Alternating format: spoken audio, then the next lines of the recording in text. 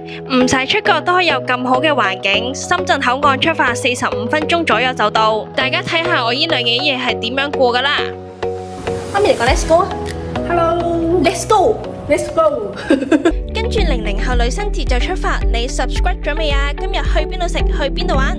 耐唔耐呢都好中意出去酒店住下，今次就去咗深圳嘅大梅沙京基洲際度假酒店。咁你搭地鐵過又得啦，如果想方便啲就可以搭的士，大概係半個鐘至9個字就到噶啦。咁話晒都係洲際酒店集團旗下，而且2020年又重新裝修過，所以都係新淨舒適嘅。房間裏面嘅燈光係好足夠，咁一入到嚟就係雙洗手盆，再加大浴缸。咁同屋企人住咧，通常都係雙床噶啦，因為老人家成日都瞓得唔係咁好，咁就盡量避免互相打攪。咁我見差唔多所有房嘅房型咧都有個露台啦，可以面對住一個游泳池同埋大梅沙沙灘。房間裏面咧有好多支免費水，差唔多有6支，我覺得值得一讚。咁亦都有好多款茶包啦，啲名起到好好聽嘅，仲有一啲掛耳嘅咖啡。咁沖涼方面咧已經有齊3寶噶啦，包括係護髮素，亦都有小朋友專用嘅沐浴。咁浴缸裏面咧已經有埋一次性嘅浴缸套，夠晒乾淨衛生。但係風筒就衰少少，佢係大聲，但又唔係話好快乾嗰啲。咁電視都冇乜嘢睇噶啦，冇 Netflix 冇 YouTube 睇翻本地台。咁我哋個套餐就包咗行政俱樂部嘅禮遇，所以 check in 完之後就可以過嚟食少少下午茶。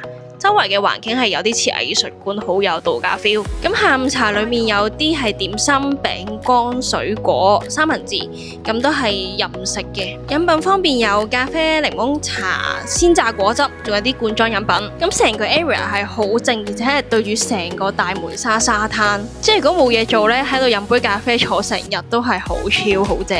咁帶大家望下周圍個景先。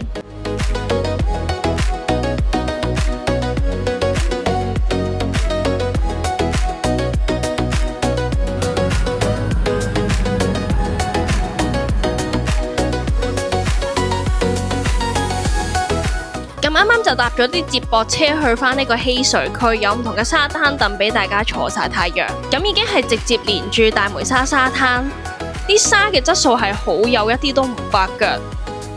室內空間呢，有一個小朋友玩嘅 area， 小朋友都唔怕悶嘅。咁亦都有健身室啦，咁係需要拍個住戶證先可以入。裏面啲機都好齊全，有跑步機啊、樓梯機啊，亦都有唔同嘅負重工具。咁行到最入面呢，就係一個室內嘅恆溫泳池，都好大。依家出發去食自助晚餐。媽咪嚟個 Let's go 啊 ！Hello，Let's go，Let's go。咁自助晚餐呢，話就話5點半開始，但我5點3落到去呢，啲人已經開始食緊噶啦。建議坐翻出面少少位置，因為裏面有啲熱。咁玩完水咁耐，肚餓嘅話可以去路邊食啦。而且另外個自助餐主題呢，其實係有得打邊爐嘅，用嘅都係澳洲進口嘅牛肉。咁仲有好多唔同嘅火鍋配料，都係食幾多夾幾多。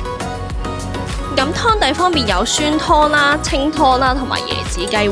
我覺得蝦話可以一戰嘅，因為見到真係好多蝦肉。有冇人同我一樣食自助餐好中意飲中湯，唔飲其他嘢？咁亦都有唔同嘅燒味，覺得叉燒係好好食。仲有唔同嘅熱菜，咁其中嗰個羊扒係好正好正，係有羊騷味，但係一啲都唔會好油膩。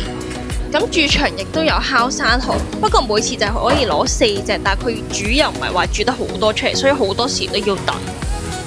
咁除咗有一般嘅飲品呢，呢度紅白酒、香檳都係任飲。我見啲人一支支咁拎翻去。咁亦都有平時 regular 嘅刺身種類，仲有凍嘅瀨尿蝦，不過見佢咁細隻就費事拎啦。亦都有唔同嘅冷盤海鮮 ，refill 都好快嘅，唔使爭。墨魚仔係幾好食嘅，解凍得足夠，冇雪藏味，入口好爽彈。甜品so far我幾滿意嘅，試咗幾款，因為驚肥食唔晒咁多。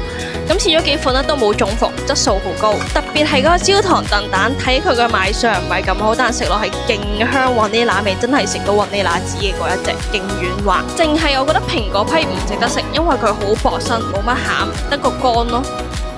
中間完全冇拍嘢，煮一聲就嚟到第2朝早上。咁有唔同嘅點心，不過要睇出爐時間，每款都唔同嘅，亦都有即拉嘅腸粉，有炒飯、伊麵。有湯，亦都有啲生滾粥。不過我嫌佢生滾粥呢太足料，我淨想食啖粥，但佢有好多餸俾我，有啲飽。食完之後，油炸鬼同炸春卷都係新鮮拿口炸起嘅，好正。咁亦都有啲好啱老人家食嘅健康嘢啦，包括呢個係咪叫蒸呢？但佢有湯喎，蒸芋頭、蒸紅蘿蔔，跟住有啲番薯啊、蒸南瓜啊、炒菜啊、焗薯啊，乜都有。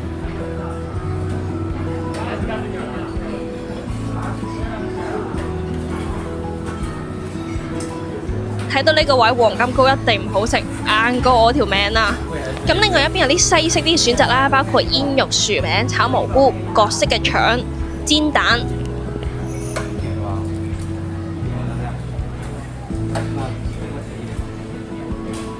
佢麵包種類都好豐富，而且佢嗰個窩夫同埋 pancake 呢係 keep 住不斷新鮮整，勁香勁吸引。咁仲有啲可能好啱小朋友食嘅 cereal，配牛奶啊，配豆漿咩都得。咁仲有沙律區啦。咁早上我就食咗幾條秋葵，都好新鮮嘅。呢度嘅咖啡都幾有講究，有即刻磨豆啦，雖然呢部機唔知咩機，應該都唔錯。咁仲有一個係雀巢嘅 special。飲完杯咖啡就可以展開 Good Morning 啦。咁因為佢呢度呢個退房時間都唔係話好早嗰啲，所以食完早餐都可以去返沙灘度坐啊，行下曬下太陽，消化下。多謝你哋睇完呢條片，follow 埋 IG 就可以獲得最新資訊啦。